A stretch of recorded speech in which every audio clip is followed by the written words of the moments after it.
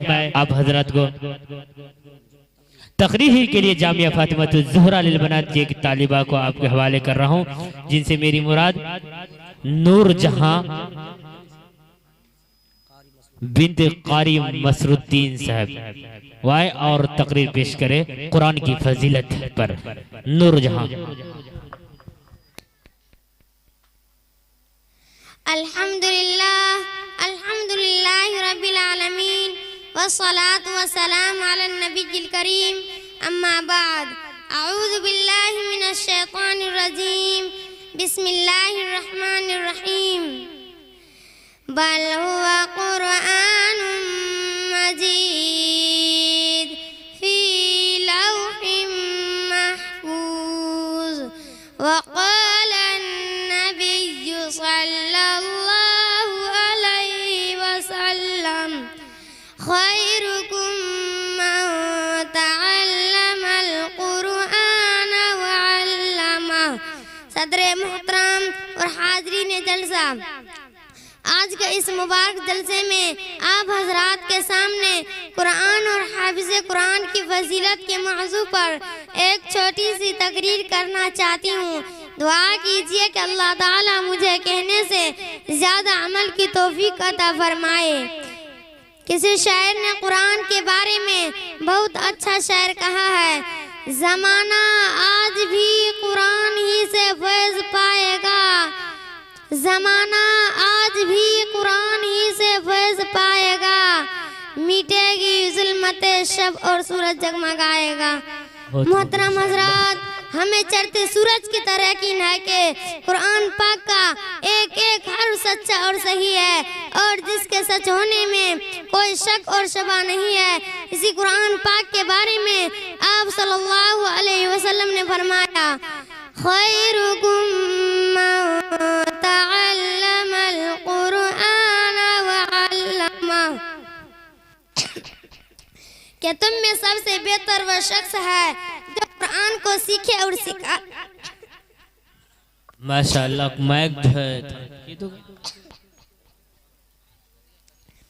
क्या तुम में सबसे बेहतर वह शख्स है जो कुरान को सीखे और सिखाए। इसीलिए ये कुरान दुनिया की सबसे बड़ी दौलत और नामत है। जमीन आसमान, चांद और सूरज और सितारे और सैयारे कोई भी इस नामत का मुकाबला नहीं कर सकते। अल्लाह ताला का ये कलाम सब कलामों से अफजल है। हदीस पाक में आता है, फज़लु कलामिल्लाहि अला साइरिल कलाम कफ़ज़लिल्लाहि अला खल्क़ि। कि अल्लाह के कलाम को सारे कलामों पर ऐसी फजीलत है जैसी खुद अल्लाह ताला को सारे मखलूक पर हासिल है।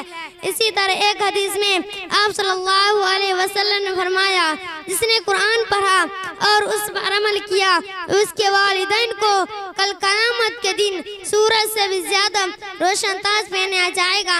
मेरे मुहतरम, गौर करने की बात है कि जब वालिदैन को इतने बड़े इनाम से नवाजा जाएगा तो फिर कुरान पाक को पढ़ने वाले का दर्जा और मर्तबा कितना ज्यादा होगा। मोहतरम हज़रात, क़यामत का दिन हश्र का मैदान होगा और ऐसे 10 आदमी जिनके लिए दोज़ख वाजिब हो चुकी होगी, हाफिज कुरान अपने रब के लिए सिफारिश करेगा।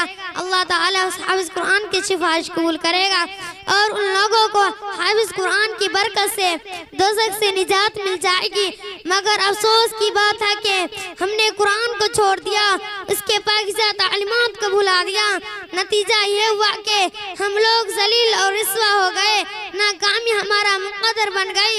मुसलमानों, समझो और होशियार हो जाओ, गफलत का पर्दा उठाओ, कुरान पाक से वास्ता हो जाओ, वरना तारीख हमें कभी माफ नहीं करेगी।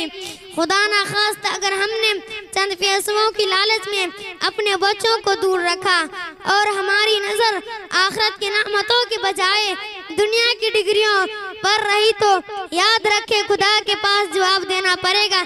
इसलिए हमें भी चाहिए कि खुद भी कुरान पाक की तिलावत करें, उसके अहकाम पर अमल करें और उनका हाफिज कुरान बनाकर आखिरत में कामयाबी हासिल करे। आखिर में दुआ करे कि हम सबको कलाम पाक की मोहब्बत अता फरमाए। एक शेर पर मैं अपनी तकरीर खत्म करती हूँ। इलाही रौनक इस्लाम के सामान पैदा कर, इलाही रौनक इस्लाम के सामान पैदा कर, दिलों में मुमिनों के उल्फत कुरान पैदा कर। वमा अलैना इल्लल बलाग। माशा अल्लाह, सुभान अल्लाह।